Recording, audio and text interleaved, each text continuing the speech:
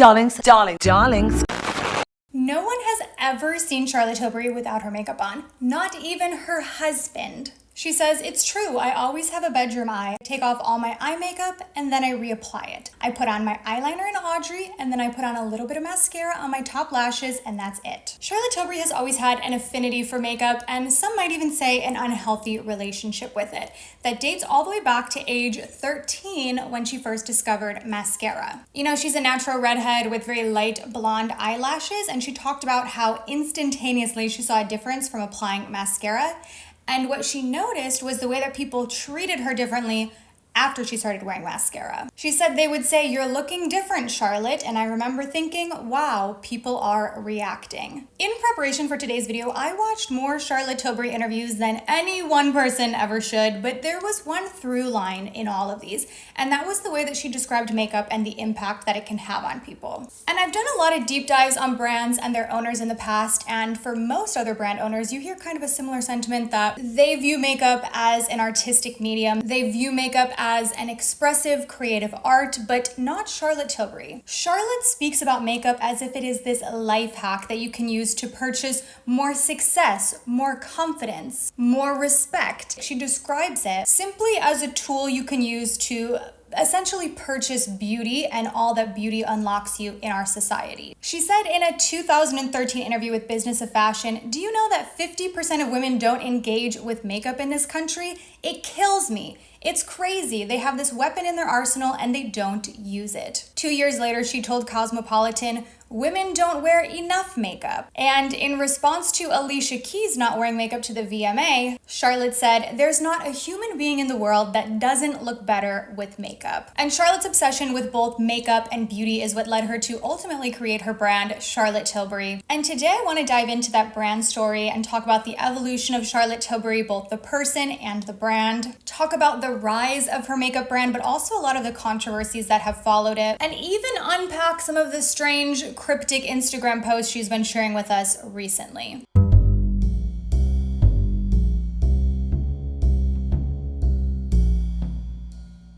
All while we do a semi-full face of Charlotte Tilbury, it's not going to be quite a full face, but I do want to do what I call the Charlotte Tilbury look. I'm starting with a little bit of the Magic Water Cream from Charlotte Tilbury. This is different than their original Magic Cream, but Charlotte Tilbury's upbringing was anything but ordinary.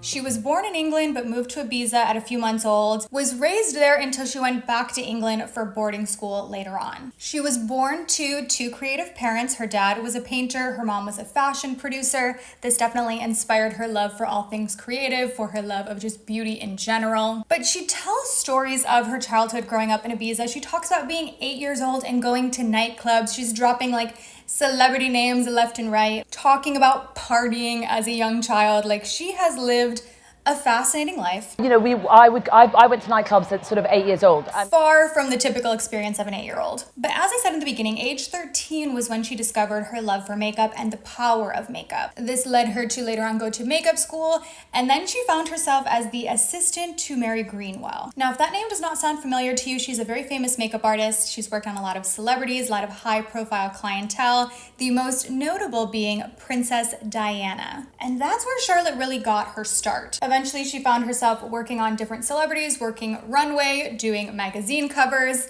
and probably her most prominent celebrity client over the years has been Kate Moss. Not only has she had this very sustained relationship with her, Kate Moss is actually the godmother to Charlotte Tilbury's 2 children. And as she was building a name for herself in the industry, she eventually began consulting for different makeup brands. She did this for a while until eventually she began her own brand, her self-titled brand, Charlotte Tilbury, in the year 2013. The brand launched at Selfridges in London, and I actually found a really fun interview that Wayne Goss did with Charlotte Tilbury. And they talked in that interview about how Wayne Goss was one of the first people in line for that launch day. And Charlotte actually noted that they sold way more than anyone anticipated that they would. They did 10 times the sale, apparently, that Selfridges thought they would do that day on initial launch. And that very first product, naturally, was the Magic Cream. Again, not quite what I use. This is the newer version of it, but the original Magic Cream was a product that Charlotte said she didn't even really come up with the name of it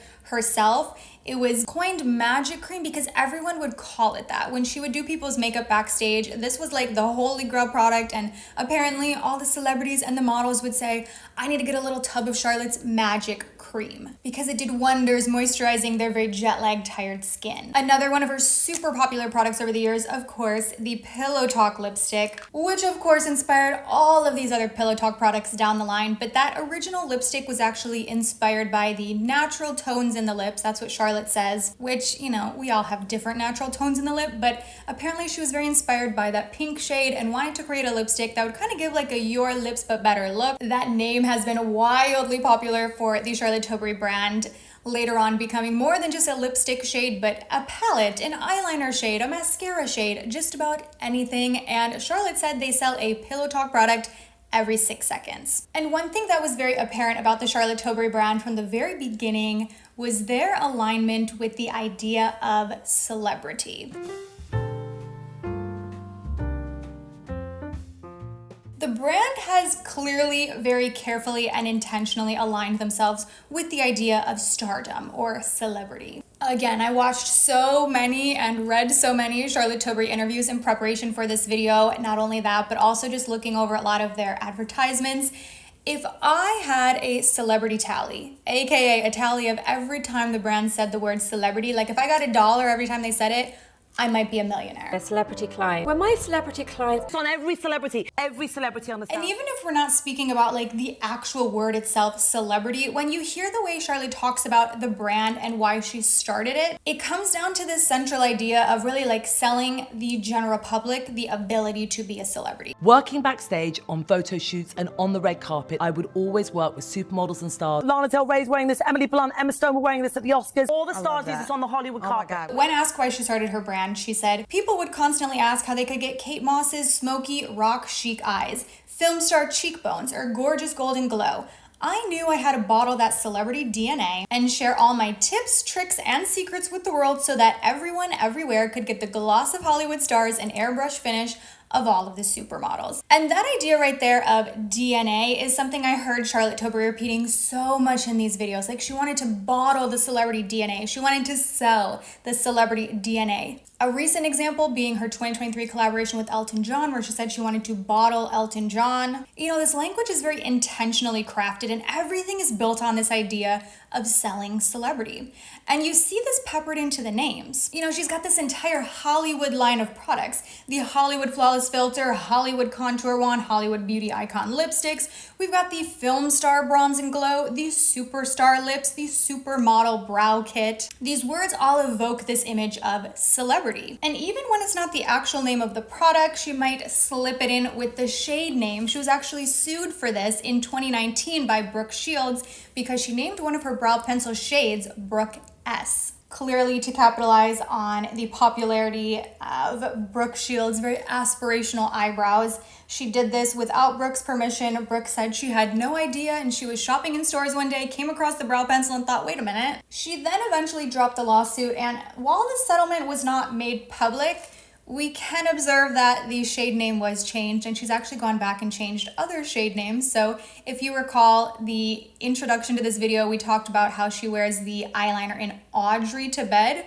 That name she's now changed because I'm assuming that was after Audrey Hepburn. So this is something she does a lot. She names things after celebrities, even if the celebrities have no idea, if they're not involved in it. She wants to, again, sell this image to the general public that you can have Brooke Shields' eyebrows if you buy my eyebrow pencil with her name on it. Even her entire like hot lips collections that she's done over the years, these are all also named after celebrities. But she's not outwardly using their name. She wouldn't say first and last name, but generally you'll see her combining their actual first name and the first letter of the last name, to the point that it's more than clear to the consumer. But even when she's not doing this with names, she's still finding a way to capitalize on these celebrities through different imagery. She told Into the Gloss, you know, Giselle, the supermodel, I wanted her DNA, again, notice the DNA, I wanted her DNA in a bottle. This is why I made Wonder Glow. It's a soft focus foundation and it makes you look lit from within. If I had to describe the Charlotte Tilbury brand with just one quick phrase, it would be that: selling celebrity. This is more than clearly her intention. It's very carefully curated. The way the entire brand is really themed in this almost like old Hollywood way. You know, what she's selling is the fantasy that you can be a celebrity. All you have to do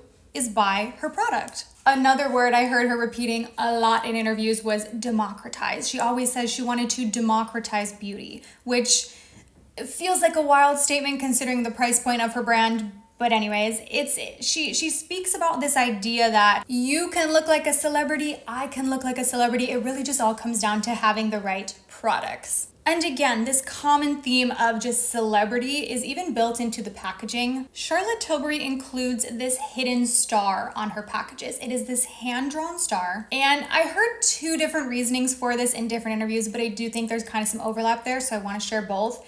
And in one interview, she said it was inspired by a note that a friend left her that said, "Knock it to him, Charlotte. I know you'll be a star," with that star drawn on it. But I heard her say in another interview that she likes to include the star because we can all be a star. Like, we can all be a celebrity. And I think it's probably kind of the idea of both of them combined. But again, I think that falls back into this promise of buying into celebrity with her products. You too can be a star with the right Charlotte Tilbury products. You can look like Kate Moss. You can look like Giselle or Brooke Shields, but only if you buy Charlotte Tilbury. And the slogan of the brand is "Give everyone the right makeup and they can conquer the world." Again, going back to the idea we said in the beginning where Charlotte really views makeup as almost this cheat code to life. This celebrity alignment has actually been a really successful strategy for Charlotte Tilbury over the years, ultimately resulting to them being acquired in the year 2020.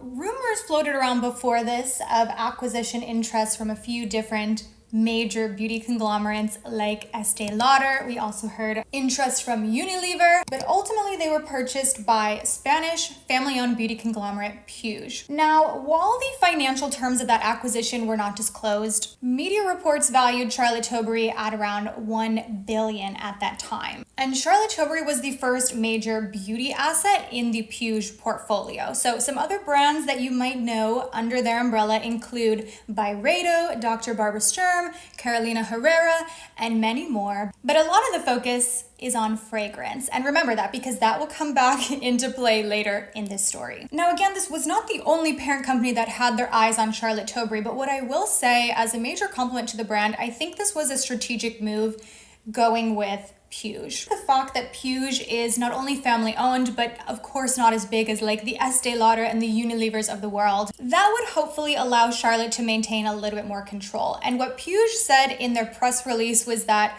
Charlotte would maintain a significant minority, which is obviously an oxymoron, but it's pretty clear that her intent is to still be involved in the brand. I think that was quite strategic from Charlotte's perspective. You know, let's consider it is not uncommon for these big beauty conglomerates to cannibalize their own brands. You know, think of Estee Lauder.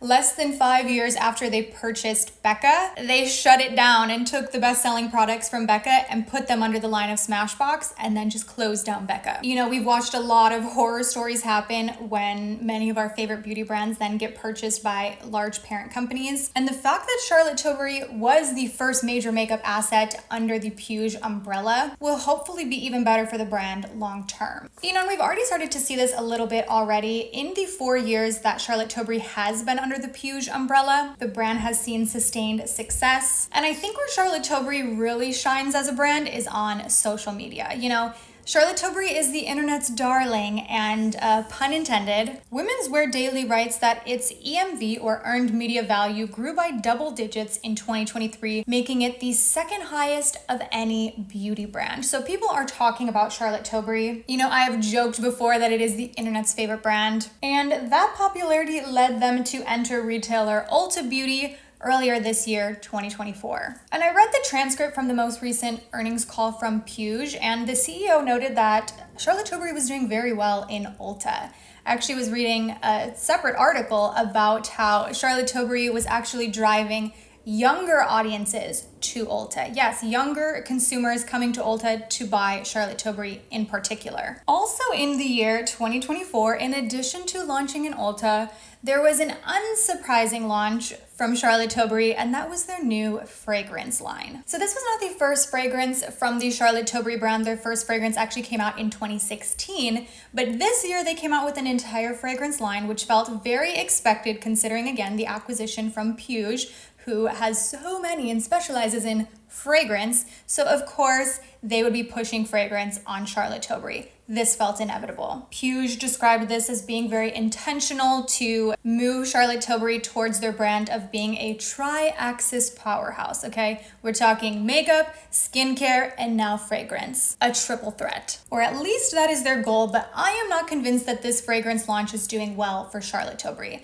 And I have a few reasons for that. Starting with the fact that it feels so misaligned from the brand identity. Again, the through line in the Charlotte Tilbury brand is celebrity. It's about the work Charlotte Tilbury has done on runways, on magazine covers, with celebrities, with models. The brand is selling celebrity when it comes to their makeup and their skincare products. But this new fragrance line, I don't see the connection there. Now, obviously, the word magic has been pretty consistent throughout the Charlotte Tilbury brand, again, from the very beginning with the introduction of the magic cream. So I can see where there's maybe this loose connection to the original brand through the idea of the word magic, but the magic cream isn't presented as magic in the literal sense. You know, the magic cream is hyperbolic. It's supposed to be like, this is a miracle product, it's going to do magic, but it's not talking about magic. The title magic is not used in a literal way here, not in a way that evokes imagery of like witchcraft the way that the perfume line does. Darlings, I love the quote,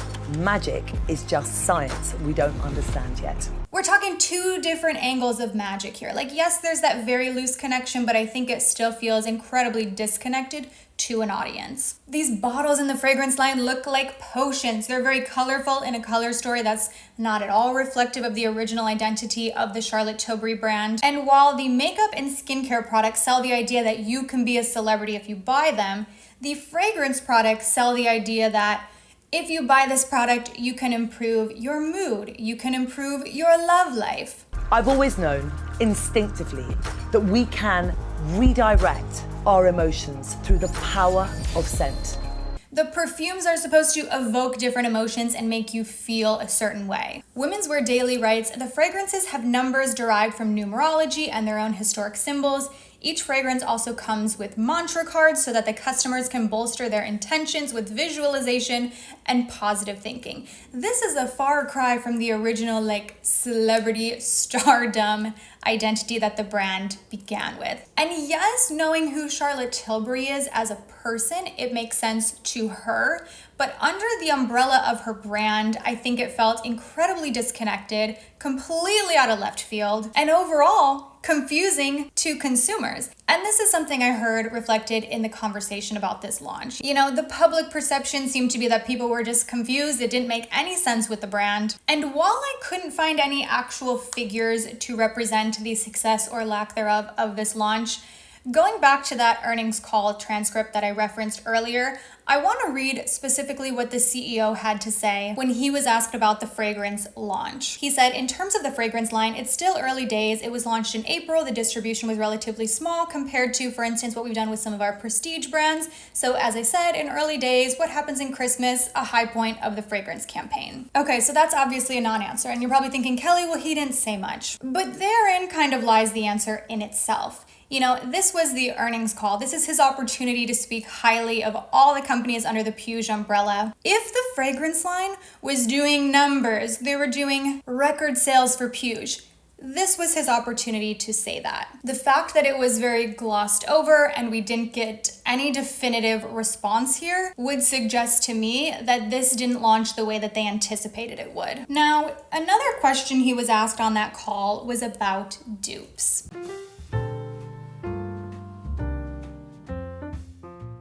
The analyst interviewing him asked, Are you concerned about the rise of dupes in makeup? Do you think it could effectively damage the growth of Charlotte Tilbury? He said, regarding dupes, yes, it is a frustration when a company like us prides itself on innovation and creativity. I guess part of the price you pay is that some look at what you do and sometimes they take advantage, and that may be frustrating. But our response to that is that we just have to keep being leading and finding newer ways and new solutions and responses to the needs of customers, and that's the only way to be one step ahead. And again, I want to reiterate the weight of this non-answer here. If dupes were not affecting Charlotte Tilbury whatsoever, that would have been pretty easy to say in this moment.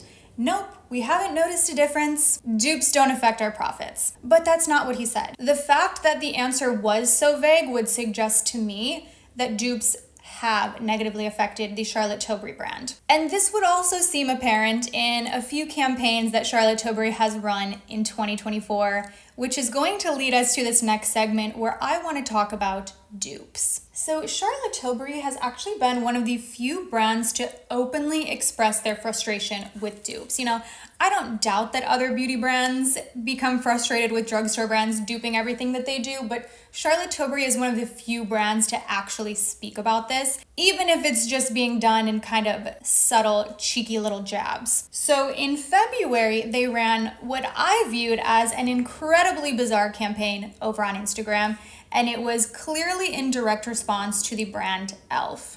As we know, e.l.f. has been wildly successful duping hero products in the beauty space, and probably most noteworthy has been this right here, the e.l.f. Halo Glow, which was intended to dupe the Charlotte Tilbury Flawless Filter. This has been wildly successful for e.l.f. It was their best-selling product of 2023, focus of their 2024 Super Bowl ad, and in February of this year, Charlotte Tilbury subtly called them out for that.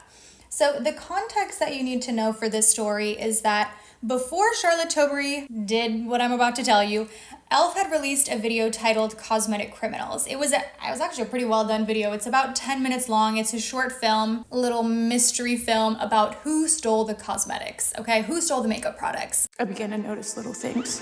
When I added it all up, it made me think there's someone stealing my makeup. Shortly after e.l.f. released that, again, the title is Cosmetic Criminals, Charlotte Tilbury did an interesting Instagram campaign. So they sent out PR to a lot of large influencers, you know, the way they always have, but they intentionally left these PR mailers empty. So these influencers are unboxing ginormous lipstick packages, and you open it up and there's nothing inside. And all these influencers are saying on camera, what's going on? I got this PR package from Charlotte Tilbury and it's empty. So once a lot of buzz started to get out that these influencers were receiving empty packages, Charlotte Tilbury starts talking about this on their Instagram. And at the time, I remember there was a lot of speculation from people that maybe this was an accident and they were trying to cover it up. No. This was very intentional, and it was very clearly a reaction to the e.l.f. Cosmetic Criminals video. Because Charlotte Tilbury then did kind of their own spin on it, basically doing the same thing e.l.f. did, talking about who stole the makeup, where did the makeup go? And this whole series ends with Charlotte Tilbury having the makeup. She's got this like bag of lipsticks and she's like, darlings, I stole the makeup because no one can steal my beauty DNA. I'm the one that should be reporting a beauty crime. You caught me pink and red-handed. Of course it was me who stole the lipsticks. Nobody else can steal my beauty DNA. They can try, but they cannot deny. And that campaign was back in February, but they are back at it again because they just posted on their Instagram something pretty similar to that. They posted this reel of the Charlotte Tilbury Hollywood Flawless Filter inside of a copy machine, and then it just keeps presenting an error message saying you can't copy it. I've even caught their Instagram captions lately describing themselves as one of the most duped brands in the world, almost as like this badge of honor, while also kind of trying to shade these brands that are duping them. And I don't doubt the fact that it must be wildly frustrating to watch other brands dupe your product and sell it for a fraction of the price, considering that is all of your hard work, your time researching and developing that product, for it to then be copied. I don't doubt that that is incredibly frustrating. But even considering that, I don't think it's a good look for Charlotte Tilbury to be calling this out as frequently as they do. I think it comes across very tacky. Again, if dupes weren't negatively affecting them, I don't think they would even be talking about this. I don't think it would be the highlight of their campaigns throughout 2024. If they were truly undupable, they wouldn't have to tell people we are undupable. And we see this reflected in the comments. Again, I don't think it's a good look for Charlotte Tilbury to keep saying my products can't be duped, because then what are the comments saying? They're people saying, yes, they can, and the other brands are doing it better. What I find is really interesting is that at the heart of a lot of these campaigns is naturally Charlotte Tilbury herself. Let's go back in time to that February campaign of this year. She was the one that stole the lipstick because it was all about her. The campaign centered around Charlotte the person. And this is something I've really noticed as a key part of the brand identity is Charlotte. And on some level, that's a given. It's her makeup brand. But I think Charlotte really plays this unique role in the Charlotte Tilbury brand as not necessarily just the brand founder or the makeup artist, but almost as a mascot for the Charlotte Tilbury brand.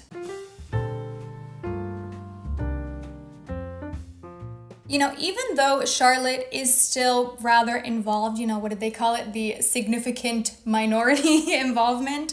She is the president, chairman, and chief creative officer of Charlotte Tilbury. But debatably more important than all of those hats is the hat that I think she wears as the mascot for the brand. This was something that was very apparent to me watching so many of her interviews.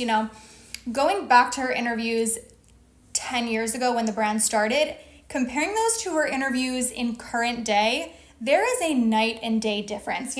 Charlotte Tilbury, at least her public persona, is almost become this caricature of the original Charlotte Tilbury that we were introduced to. Every single day of my life, it's been huge for me. It certainly changed my life.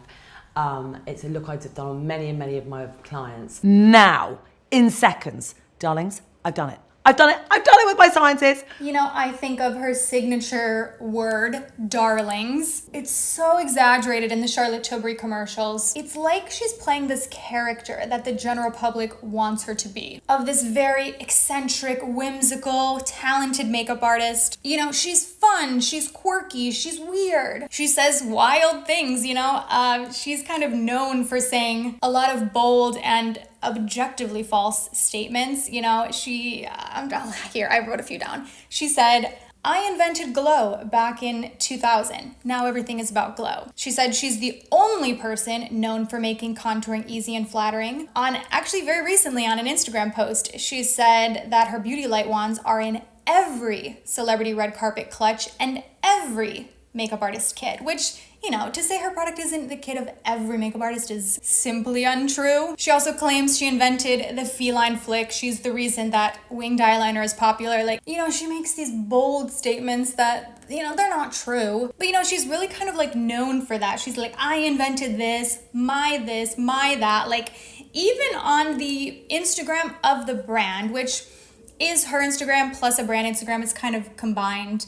But all of the statements are written from her perspective, even though I'm confident Charlotte is not the one writing these. She has a team doing her social media, but it's said as if it is Charlotte, my this, my that, even though it's not hers. It doesn't say our, as in the entire brand. It is my, as in Charlotte Tilbury's. Even on the website, where on any normal brand website at the very bottom, it would say about us, and you would get the story of the brand. The Charlotte Tilbury website says about Charlotte, and you get the story about her, you get all of her awards, but really nothing about the brand. And again, I don't doubt that Charlotte Tilbury still has involvement in her brand, but I almost view her like the celebrity to a celebrity brand, where it's she's there to do the promotion of it, because people view her as an interesting person.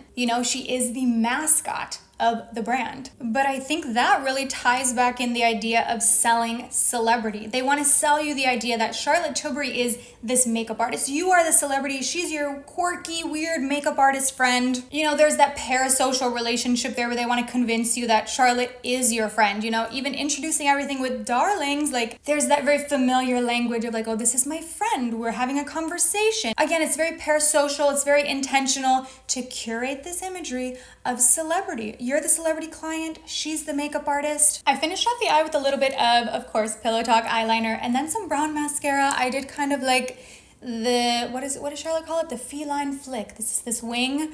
And this is definitely a very signature Charlotte Tilbury look. I mean, this is like the Pillowtalk, eyes to mesmerize, plus the palette, plus the eyeliner. And I will say, every time I wear this combo, I do really love it. I feel like it makes your eye color pop. Any eye color, really. Like I have brown eyes, I think they pop. I think green eyes, blue eyes.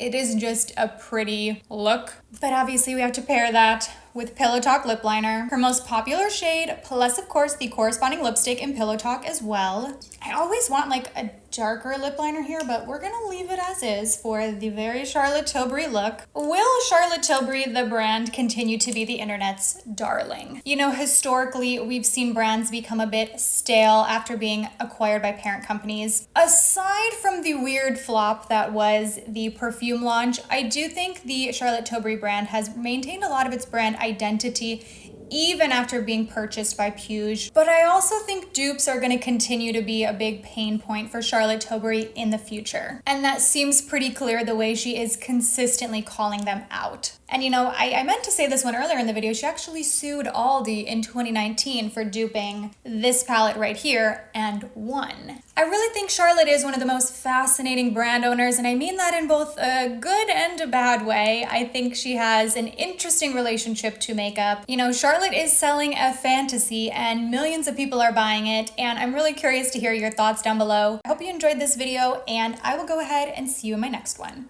Bye.